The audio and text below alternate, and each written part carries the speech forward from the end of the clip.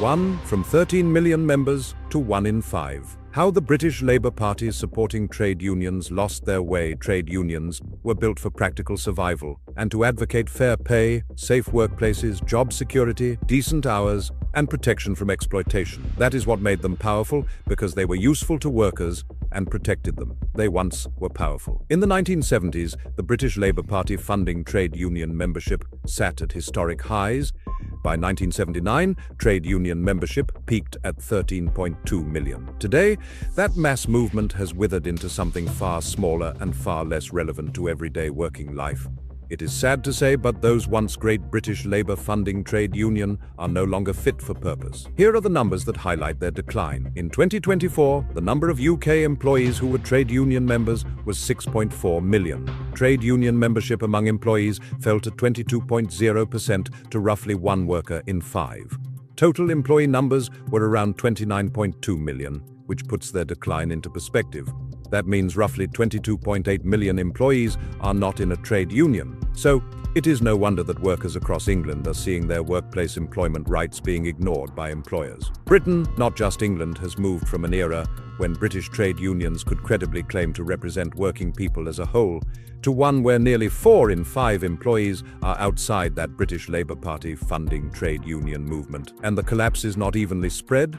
It tells you exactly where those trade unions have failed. In 2024, British Labour Party funding trade union membership density in the public sector was 49.9%, around half. In the private sector, it was 11.7%, barely 1 in 10. Those figures show the truth of the matter. That is the heart of the problem. British Labour Party funding trade unions have retreated into the parts of the economy where organising is easiest, such as large public institutions, stable workforces, and established monopolised recognition. This has left millions of workers in private industry, fragmented workplaces, outsourced services, and newer job models left with little or no representation. These British Labour Party funding trade unions have gone for the easy membership route, but even then, they are too inefficient and ineffective to make much difference, and conditions for workers are declining. However, they fail to adapt like a serious organizing trade union movement should have, with all worker recruitment, workplace by workplace wins, aggressive local presence, modern communications,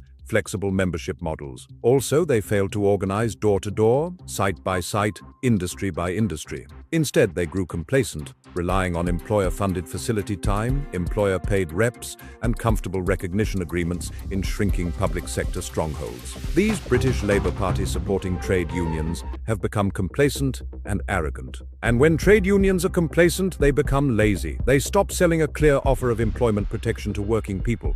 They stop making themselves indispensable. They expect loyalty without earning it. But workers don't join trade unions out of nostalgia. They join when they believe it will materially improve their lives, with improved pay, work-life balance rotas, reasonable workloads, improved safety, the stopping of management bullying, and with improved training. The most important of all is when disciplinary and grievance support is needed, and also redundancy protection if the business and employment comes to an end. The Workers of England Union highlights these points. If your trade union looks like a political club, acts like a bureaucracy, and speaks like it is addressing activists rather than workers, then don't be surprised when workers and colleagues shrug and walk away.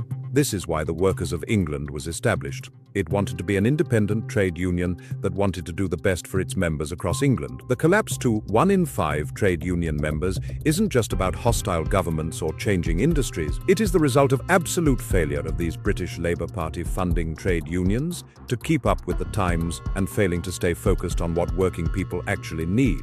Rather than fighting to organize membership within a new economy, they retreated into bureaucracy. And while millions of workers were left without representation, the British Labour Party funding trade union leaderships increasingly shifted their focus to international politics and ideological campaigns, neglecting the core job they existed to do, which was to defend workers at work. Instead, these trade unions start behaving like political pressure groups, and the political ideology became open to infiltration and manipulation of the far left and communism. That is exactly why the Workers of England Union came into existence.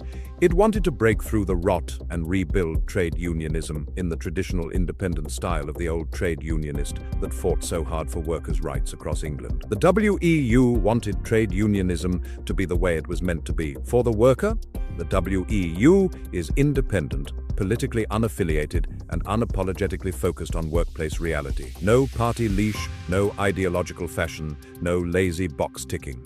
We believe in old-fashioned trade unionism, showing up, fighting cases, winning disputes, protecting members face-to-face, and standing shoulder-to-shoulder with workers when it matters. While these outdated British Labour Party funding trade unions chase headlines on international causes, we stay rooted in England's workplaces and communities. Members' money goes where it should, into professional employment representation, legal protection, and real support, not into radicalized far-left political campaigns. Workers deserve a trade union that works for them, not one that treats them as a footnote to somebody else's agenda. The Workers of England Union is about service to its members, strength in representation, and true trade union independence.